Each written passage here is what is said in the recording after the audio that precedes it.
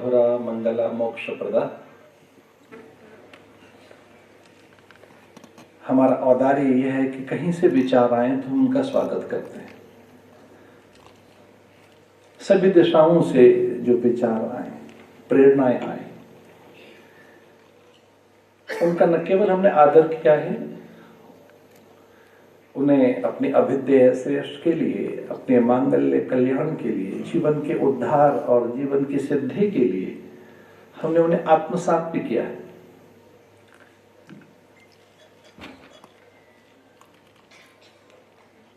तन्मे मना शिव संकल्प मस्तु। वेद कहते हैं हमारा संकल्प पवित्र हो, शिव संकल्प हो, शुभ संकल्प हो और वह पारमार्थिक हो।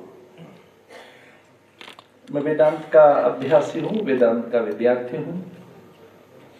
वेदांत के अनुसार परमात्मा की तीन सत्ताएं कही गई हैं। यद्यपि परमात्मा एक है, सर्वम खलविदम ब्रह्म, वो एक ही है, पर उसकी तीन सत्ताएं कही हैं। एक है व्यावहारिक सत्ता, दूसरी है प्रातिभासिक सत्ता और तीसरी है पारमार्थिक सत्ता। भगवान स्वयं धरती अंबर अग्नि जल वायु निहारिका नक्षत्र पवन प्राण प्रकाश आकाश के माध्यम से जो उनका व्यवहार है या जो प्रातिभासिक है उनका स्वरूप, तो ये पारमार्थिक ही है। भारतीय जीवन दर्शन में मूल है परमार्थ। इसके मूल में इस विचारों के अविरल प्रवाह में हम नाम पर जाएं, गंगा जो भारत की जीवन रेखा है, विष्णु के चरणों से निकली हैं, भक्ति योग सिद्ध करती है। चतुरानन के कर्क मंडलों में बैठी हैं तो कहा जा सकता है वो कर्म योग सिद्ध करती हैं। महादेव के मस्तक पर विराजमान हैं, वह ज्ञान योग सिद्ध करती हैं। तीनों योग सिद्ध करती हैं, त्रय योग सिद्धकार गंगा।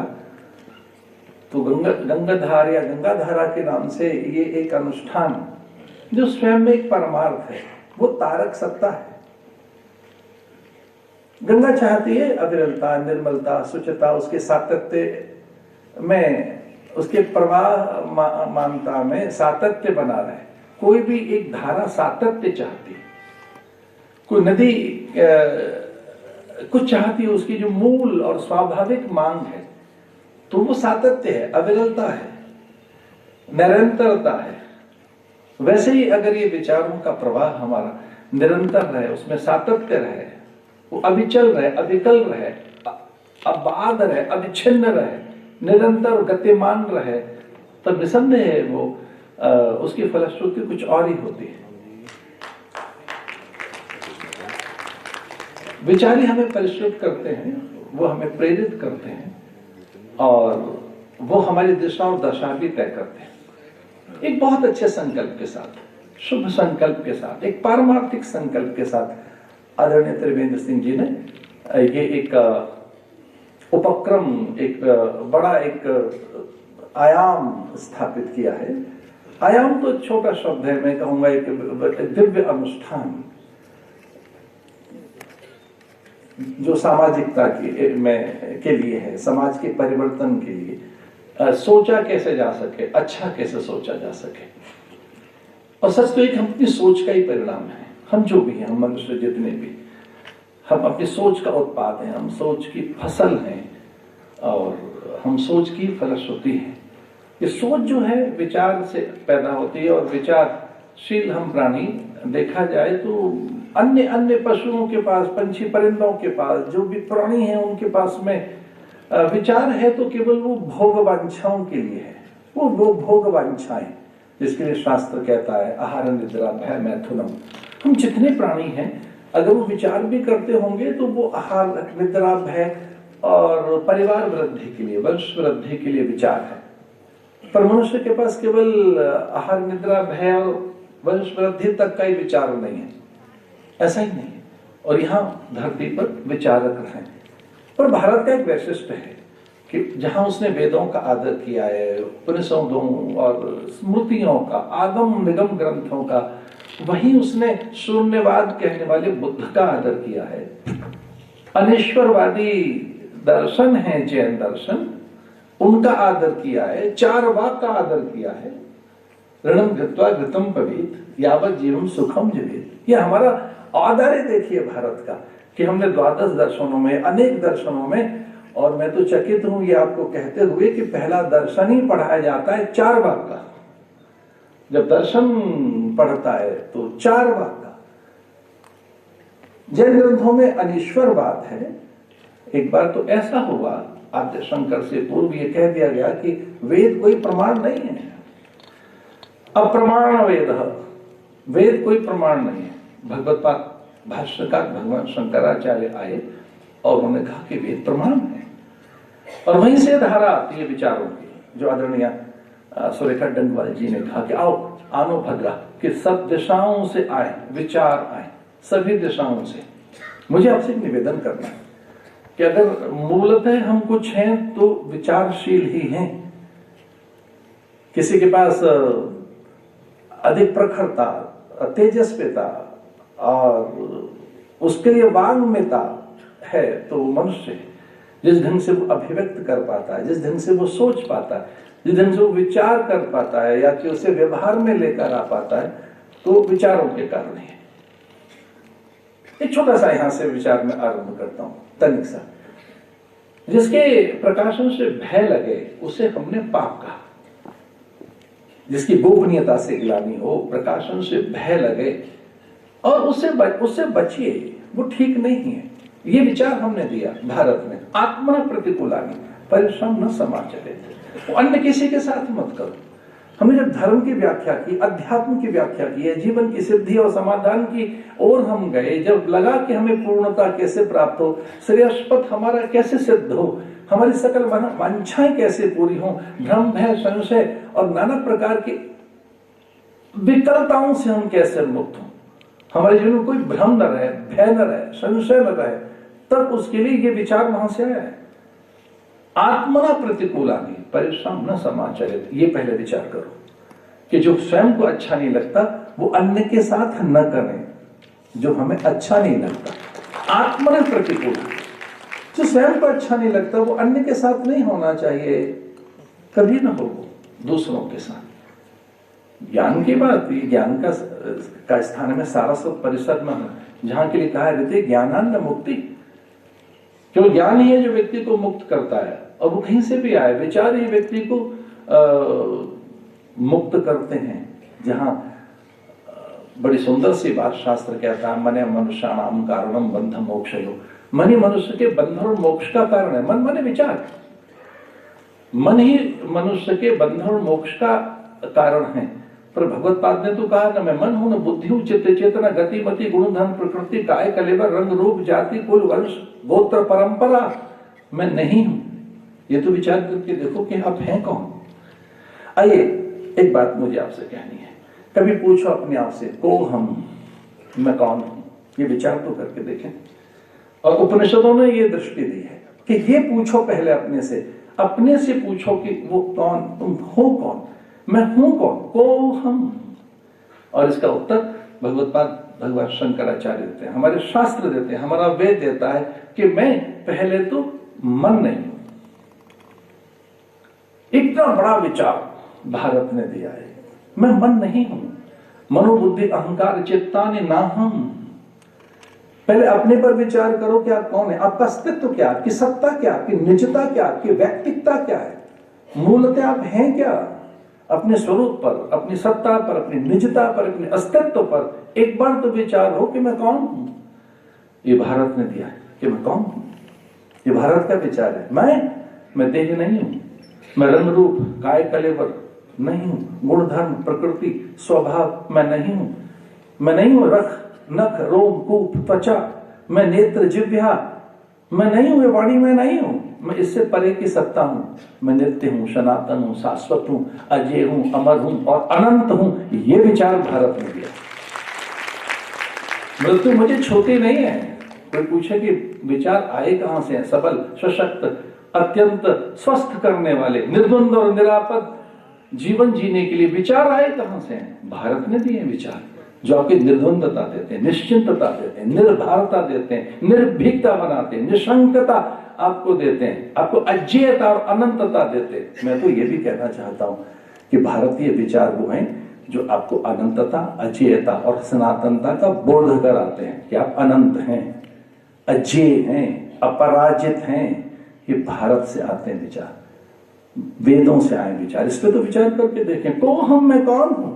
तो विचार है मैं सनातन हूं, नित्य हूं, शाश्वत हूं, सार्वभौम हूं, समीचीन हूं और प्रत्येक संदर्भ में नित्य और नूतन हूं। मेरा रेलेवेंस है ऑल द टाइम। मैं इररिलेवेंट कभी नहीं होता, मैं अप्रासंगिक नहीं होता कभी। देर हो जाएगी, मेरी काया हो सकती है पर मैं काया नहीं हूं ना, मैं काया नहीं हूं, मैं देह नहीं हूं, बदलती चीजों का मैं साक्षी हूं। ये विचार भारत ने दिया है, इससे बड़ा और क्या विचार रहा होगा भारत ने जो दिया है। इस पर हम कभी विचार करो। मैं ये भी कहना चाहूंगा कि जब व्यक्ति सत्य की ओर जाता है या वो यथार्थ की ओर बढ़ता है तब उसकी बहुत सी दुविधाएं, अल्पताएं, न्यूनताएं, मूढ़ताएं, उसके भीतर के पूर्वाग्रह उसी समय ध्वस्त हो जाते हैं। उसी समय एक बार कुछ सत्य की ओर बढ़कर तो देखे, सत्य की ओर। एक बार अंधकार ने कहा जाकर परमात्मा से कि सूर्य के सामने मेरा कोई अस्तित्व नहीं रहता, तो सूर्य से कहो कि वो मेरा भक्षण न करे, वो इतना हिंसक है कि मेरी हत्या कर देता है। मैं नहीं रह पाता उसकी उस उपस्थिति में। जब वो होता है तो मैं नहीं रहता, मेरा भी कोई अस्तित्व, मुझे रहने दो, मैं जीना चाहता हूं। तो आपसे प्रार्थना है कि सूर्य से कहो कि मुझे रहने दे। भगवान ने सूर्य को बुलाया और कहा कि आपकी उपस्थिति में किसी का अस्तित्व ही नहीं रहता, आप ऐसा करते हैं, आप हिंसक हैं, आप मारक हैं, आप दाहक होने पर भी और मारक हो सकते हैं, आप तो प्रकाशक हैं। तो उन्होंने कहा कि कौन है जो ये कहता है कि मेरी उपस्थिति में उसका अस्तित्व नहीं रहता, वो कौन है? भगवान ने कहा वो अंधकार है और वो तिमिर है जिसकी आपकी उपस्थिति में वो नहीं रहता, तो उसे रहने दो, उसका भी कोई अस्तित्व है, उसकी कोई सत्ता है, उसे रहने दो। तो उसने कहा महाराज मैं तो इस नाम से परिचित नहीं हूं, मैंने अंधकार कभी नहीं देखा है, मैं नहीं जानता अंधकार क्या है। तो अगर है तो मैं प्रार्थना कर लेता हूं, विनय कर लूंगा। और कॉल आउट हुई, वो एक प्रकार से मुकदमा ही रहा होगा, पुकार की गई कि अंधकार को बुलाओ। अब सूर्य के सामने अंधकार कहां से आए? ये विचार भारत ने दिया है, यहां से आरंभ हुआ है विचार। तमसो मां ज्योतिर्गमय। हे प्रभु मुझे ऐसा प्रकाश दो, तमसो मां ज्योतिर्गमय। और इससे भी पहले का विचार असतो मां सद्गमय। मैं असत्य से सत्य की ओर चलूं, मुझे मिथ्या न रहे, असत्य से सत्य की ओर चलूं, मैं अंधकार से प्रकाश की ओर चलूं। मृत्यु मां अमृतम गमय, मैं मृत्यु से अमृत की ओर चलूं। विशुद्ध ज्ञान देहाय त्रिवेदी दिव्य चक्षु श्रेय प्राप्त निमित्ताय नमः सौमार्थ धारणे। मैं सौम का अधिकारी बनूं, अमृत का अधिकारी बनूं और सच में मैं जो हूं उसे समझ सकूं। कुछ लोग कहते हैं मैं अमृत का अधिकारी बनूं। हाँ, बड़ा अच्छा विचार है, पर आप तो अमृत के पुत्र हैं भाई, अमृत से पुत्र हैं। आप अमृत के अधिकारी क्यों बनते हैं? आप तो अमृत के पुत्र हैं, आप तो स्वयं प्रकाश पुंज हैं, आप अजय हैं। ये विचार किसने दिया कि मैं मरता नहीं हूं? आत्मा मरती नहीं है, शस्त्र से काटी नहीं जा सकती, हवा इसे उड़ा नहीं सकती, जल इसे डुबो नहीं सकता, ये खंड खंड में कभी इसे विभाजित नहीं कर सकते। ये विचार किसने दिया है? भारत ने। अड़ोरियाम महतो महियाम, सूक्ष्म से सूक्ष्म में कहीं अगर बसा है तो मेरा अंश वहां भी है। और विराट हूं मैं विराट हूं। चारों वेदों के चार महावाक्य कुछ और नहीं कहते, चारों वेदों के चार महावाक्य के चार विचार एक ही बात कहते हैं, अहम ब्रह्मास्मि, तत्त्वमसि, प्रज्ञानम ब्रह्म, अयम आत्मा ब्रह्म।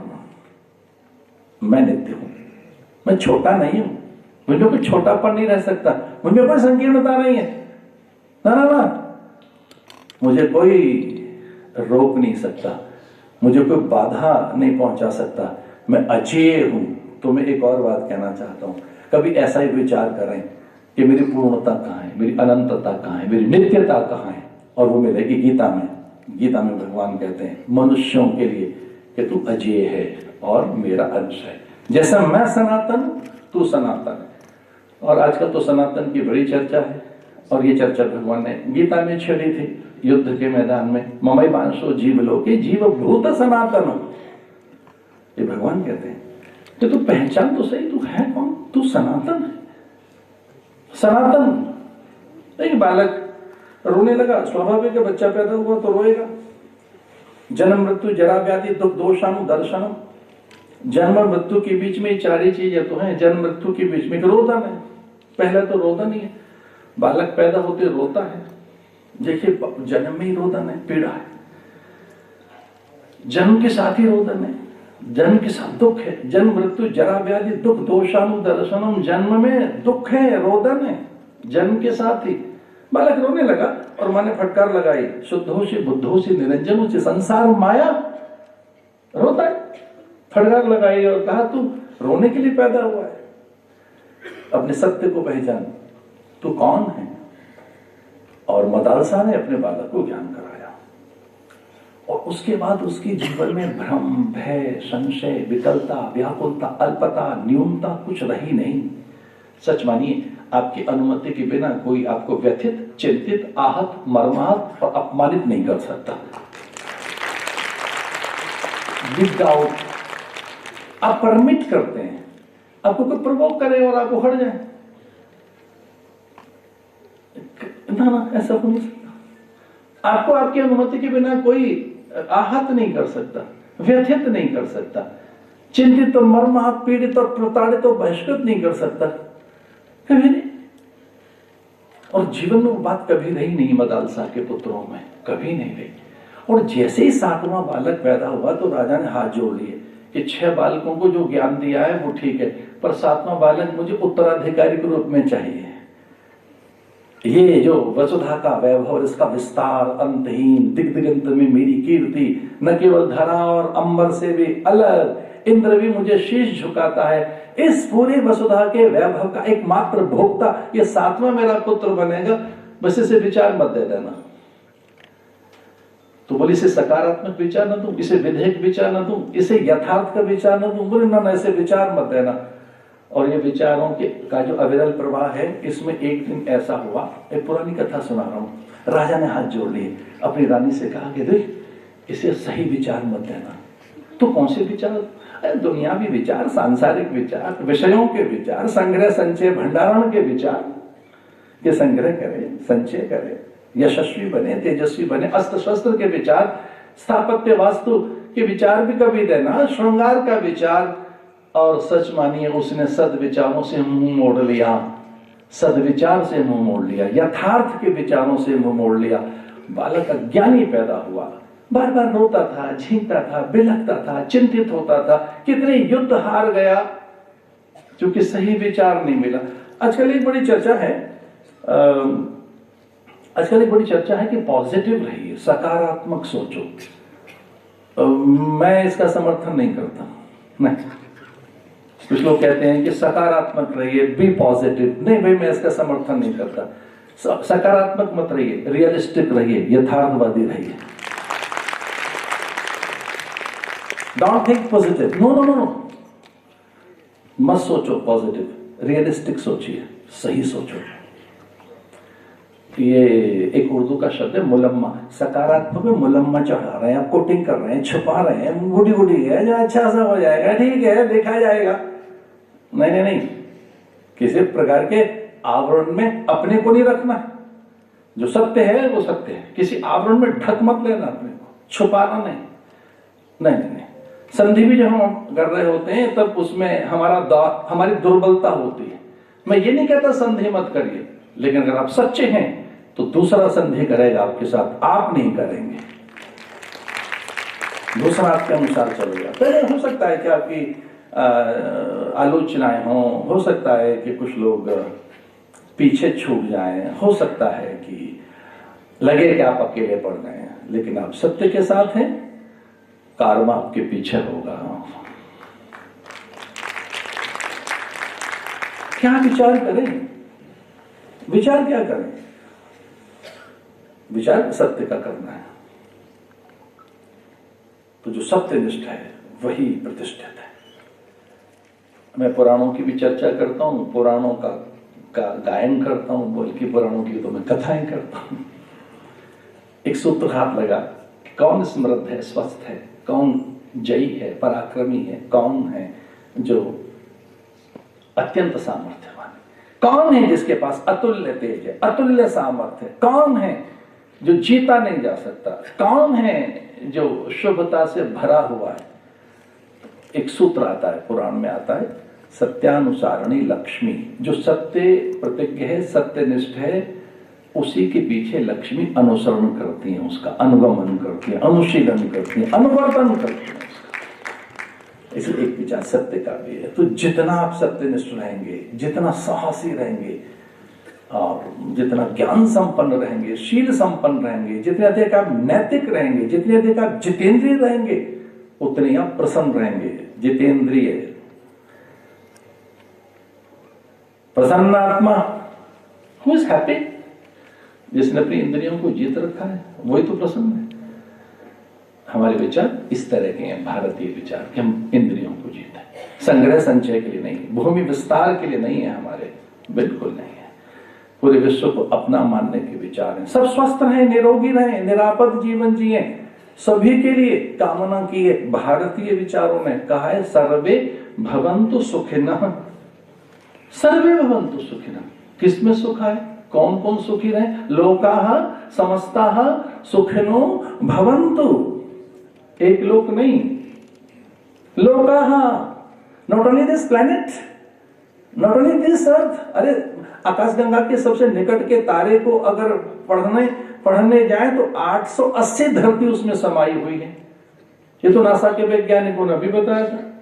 880 धरती एक निकट के तारे में, और हमने उसकी कल्पनाएं की।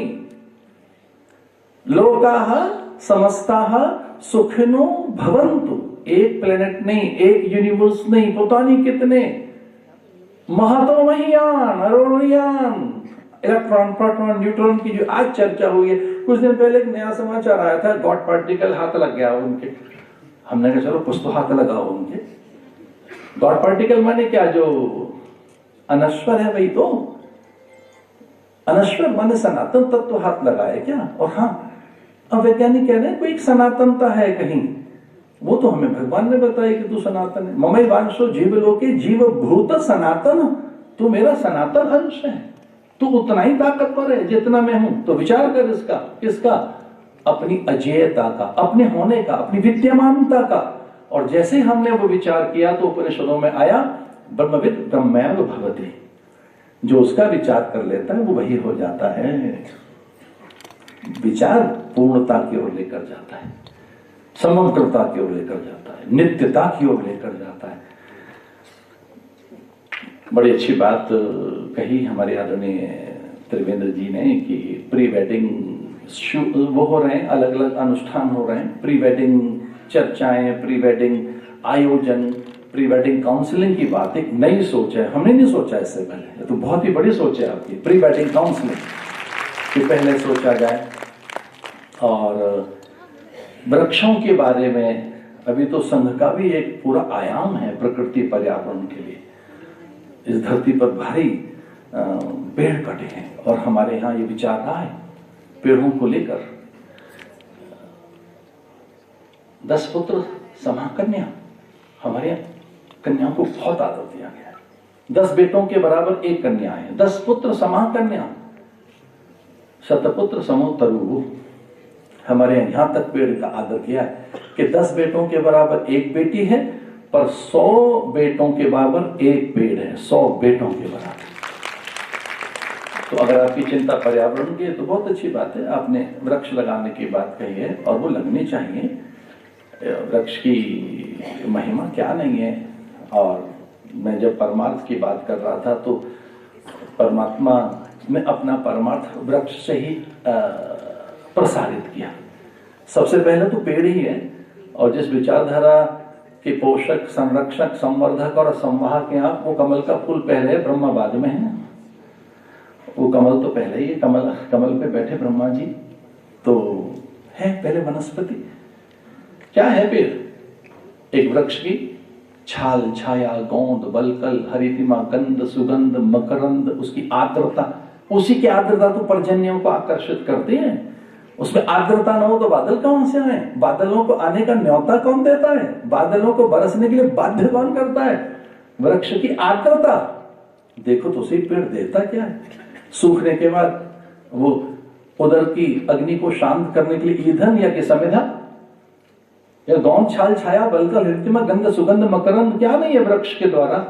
वैसा जीवन हो हमारा, ये भी विचार हमारे को शास्त्र से मिलता है। पर वृक्षों की भी रक्षा हो, नदियों की सातत्य की रक्षा हो, पर्यावरण के लिए हम एक अलग जगा सकें, जीवन मूल्यों की बात करें, पारिवारिक मूल्यों की बात करें। मैं तो चाहूंगा कि गंगा धारा नाम का जो प्रकल्प है ये परिवारों को भी संभाले, और एक ये भी नारा दिया जा सके कि मेरा घर मेरा तीर्थ, मेरा गांव मेरा तीर्थ। अपने घर को तीर्थ जैसा दें, वहां माता पिता का आदर हो, परिजन पुरजनों का, बंधु बांधवों का, अभ्यागत का, आगंतुकों का, संबंधों का, उनको संभाल के रखें। एक दो बार बड़े आयोजनों में हमें जाने को मिला है विदेश में, तो वहां हमने विचार किया कि ये यहाँ डेस्टिनेशन वेडिंग तो हुई है, पर अपने कहाँ गए? यहाँ संबंधी तो दिख नहीं दे रहे, परिजन पुरजन है वो हैं जो गांव के लोग हैं, गली के हैं, मोहल्ले के हैं, जो वो तो कम दिख रहे थे वहां। तो मैंने कहा कितना अच्छा होता कि गांव में होता, अपनी गली में, अपने मोहल्ले में ये आयोजन होता, उसी गांव में होता। वहां कुल देवता है, ग्राम देवता है, क्षेत्रपाल देवता है, वास्तु देवता है। अपने कुल देवता को छोड़कर हम जा कहाँ रहे हैं? ग्राम देवता को छोड़कर। वो जो साधनहीन है, जिनके पास साधन नहीं है, आप वो तो वहीं छूट गए। जो परिजन है, पुरजन है, बंधु बांधव है, इष्ट है, मित्र है, और जो हमारे देवगण है वो तो वहीं रह गए। तो एक ऐसी भी पहल होनी चाहिए कि विवाह जैसे आयोजन है, जो मांगलिक अनुष्ठान है, वो मुंडन है, सीमंतोनयन है, अथवा तो पुंसवन है, द्वाराचार है, अथवा वाक्यदान है, पाणी ग्रहण है, ये घर में हो सारे संस्कार। विवाह एक संस्कार का नाम है, दिस इज नॉट कॉन्ट्रैक्ट। उसमें उसके संस्कार है। पाणी ग्रहण संस्कार में क्या है, वाक्यदान क्या है, द्वाराचार क्या है, अथवा तो हस्तबंध क्या है, सप्तपदी क्या है, ये सारे के सारे अपने घर में होने चाहिए। इतना साधन आ गया है तो गांव लौटें, चलो गांव की ओर, और विवाह वहां करेंगे, मुंडन वहां होना चाहिए, प्रीति भोज वहां करेंगे, अपनों के साथ वहां बैठेंगे। ये गंगा धारा हमारा एक, ये भी एक ले कि भाई गांव चले। भूतहा गांव क्यों बने हमारे? पलायन क्यों हो गांव से हमारा? इतनी समृद्धि, इतना साधन हमारे पास, इतना कुछ है, अपने गांव क्यों न चले गांव की ओर, परिजनों की ओर चले। एक इनिशिएटिव ये भी होना चाहिए। पर बात आपके विचारों की है तो मैं बहुत आनंदित हूं ये कहते हुए कि विचारों का तो स्रोत है भारत के पास, और उसने पूरे संसार को दिया है।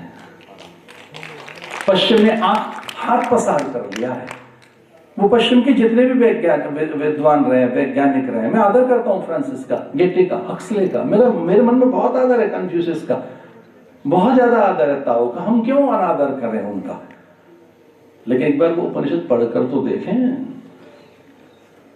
एक बार पढ़कर तो देखें उपनिषदों को। गीता के पास आए तो सही, ब्रह्म सूत्र के निकट तो पहुंचे। तत्व समन्वयात, ब्रह्म सूत्र कहता है तत्व समन्वयात। समन्वित है, वो सब में है। किसका अनादर कर रहे हैं? किसकी उपेक्षा कर रहे हैं? कोई दूसरा है ही नहीं आपके सामने, आप स्वयं बैठे हैं। आपसे भिन्न कोई नहीं है, आपसे अलग कोई है ही नहीं। इतना विचार ये भारत ने दिया है। आओ हम अपने समाज को जोड़ें, परिवार को जोड़ें, एक वैचारिक क्रांति करें। और सच तो यह है कि विचार नहीं समाज को बदला है, देश को बदला है, और हम संसार को बदलने के लिए विचार को लेकर जाएं। हमारे पास बहुत कुछ है। एक बहुत ही अच्छा इनिशिएटिव है। जब अलग अलग विमर्श खड़े हो रहे हों, नाना प्रकार के नैरेटिव्स खड़े हो रहे हों, ऐसे में तो एक बहुत ही रियलिस्टिक और चलो पॉजिटिव नैरेटिव हमारी संस्था के द्वारा होना चाहिए, गंगधारा के द्वारा, इसका अविरल प्रवाह, इसके एक अंतहीन सोच, इसका एक अनथक इसके प्रयास, एक विविध आयाम हमारे द्वारा होने चाहिए और ये चलते रहना चाहिए, निरंतर चलते रहना चाहिए। विचारों की अनुगूंज, विचारों का तेज, विचारों की सामर्थ्य और विचारों की ऊर्जा ही व्यक्ति को कभी थकने नहीं देती और उसके द्वार पर सफलता लाती है, सिद्धि लाती है और जीवन के भ्रम भय को छीनती है। ओम सर्वे भवन्तु सुखिनः, सर्वे सन्तु निरामयाः, सर्वे भद्राणि पश्यन्तु, मा कश्चित् दुःखं भवेत्।